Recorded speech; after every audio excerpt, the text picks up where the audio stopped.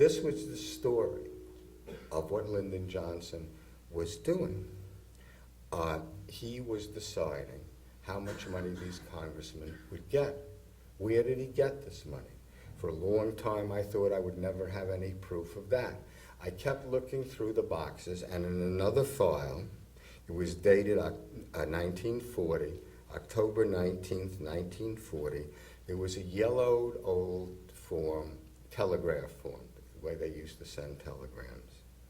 It said, Lyndon, you were supposed to have the checks by Friday. Hope they arrived in due form.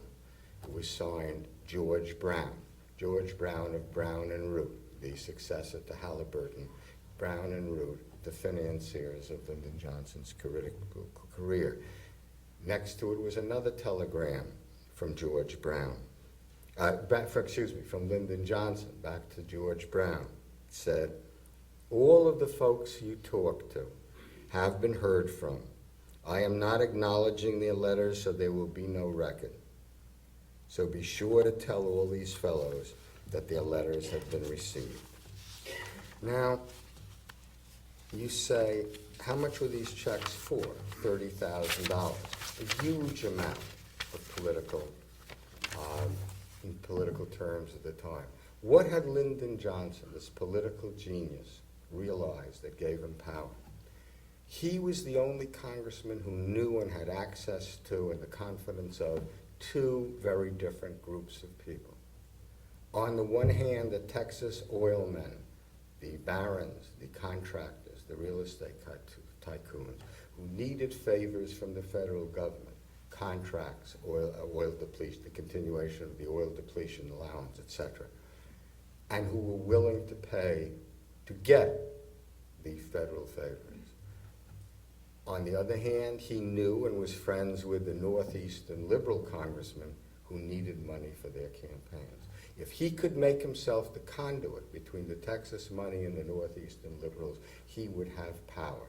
He persuades all the Texas oil men to give their money only through him, and in a period of a couple of weeks, everyone in Washington realizes if you need campaign money, the place to go is Lyndon Johnson. Those columns, none and out, they say in textbooks we can never prove anything about the use of economic forces to bend the democratic process. I don't think we ever have to speculate about it again as far as Lyndon Johnson is concerned.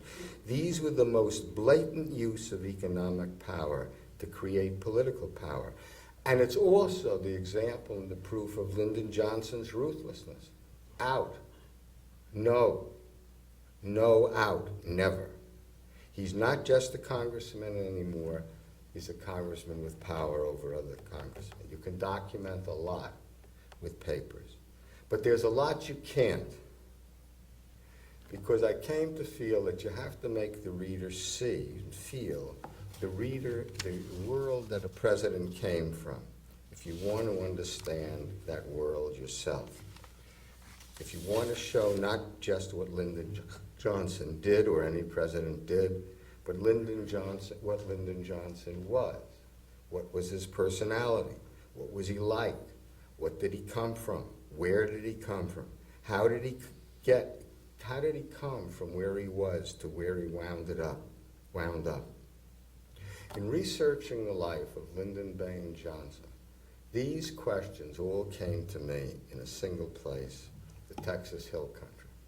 Now, when I talk about what's taking me so long to do these books, you have to say that one of the biggest problems was not Lyndon Johnson, but me, my upbringing, my background, because I was from New York City.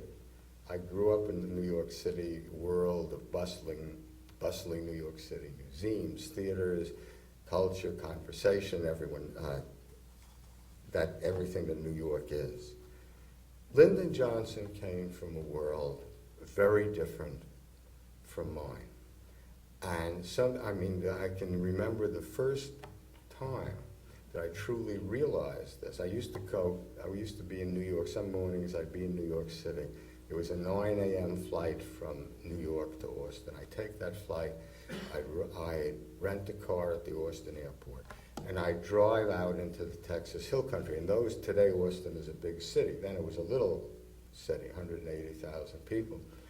And as soon as you got outside Austin, within a couple of miles, you were in the Hill Country.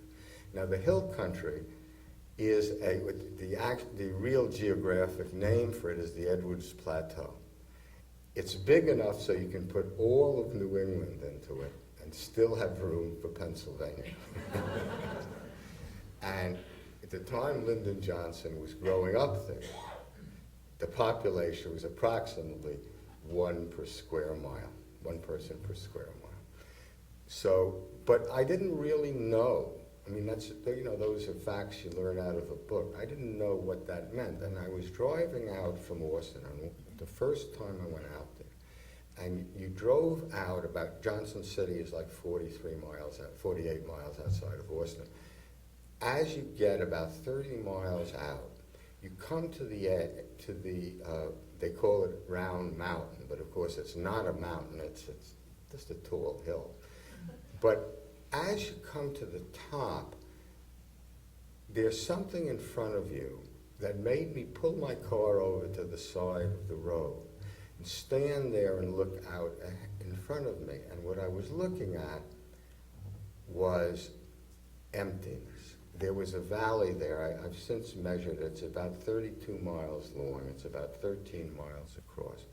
And as I stood there, I realized I was looking at something I basically had never seen before, because in this whole valley, there seemed to be not a sign of human habitation. And then something happened. I've never known what happened, whether the sun came out or there was a shift in the light or something, or a cloud, moved or something. But suddenly you saw that in the middle of this empty space, light was glinting off the roofs of this tiny cluster of houses. That was Johnson City, Texas. When I got there, there were 363 people there. When Lyndon Johnson was growing up there were 367 people.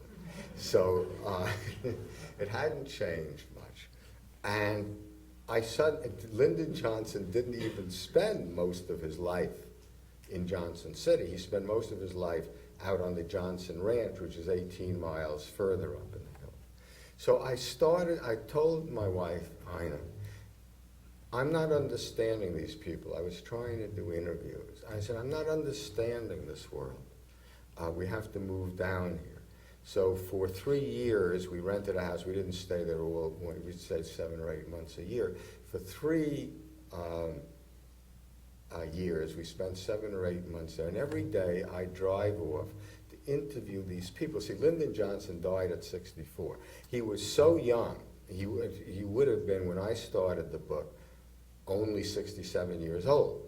That the people who grew up with him, who knew him when he was young, was still there. If his best friend was Truman Fawcett, and Truman Fawcett lived on the other side of the vacant lot, Truman Fawcett still lived on the other side of the vacant lot. If Lyndon Johnson's first girlfriend was Kitty Clyde Ross, well, she was Kitty Clyde Leonard now, but she was still in Johnson City.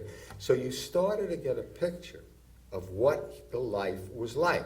I mean, it was a life of such incredible loneliness, I couldn't imagine it. The Johnson Ranch, one corner of it came down. It was to what they called the Austin-Fredericksburg Road. It wasn't really a road, it was a graded path between Austin and Fredericksburg. Sam Houston Johnson, Lyndon Johnson's brother, told me that he and Lyndon were so lonely that they used to come down and sit at the corner of the fence nearest to the Austin-Fredericksburg Road in the hope that one rider, or guy in a rudimentary new automobile, would come by, in the hope that they would have someone new to talk to. It was a land of loneliness like that. It was a land of poverty I couldn't imagine. There was no cash in Johnson City. As soon as you were old enough as a child to be sent what they called work off the farm, you were sent to a more prosperous area to earn $1 a day working on someone else's farm. And one of Lyndon Johnson's friends, Ben Kreider, told me you could get a dime for selling a dozen eggs.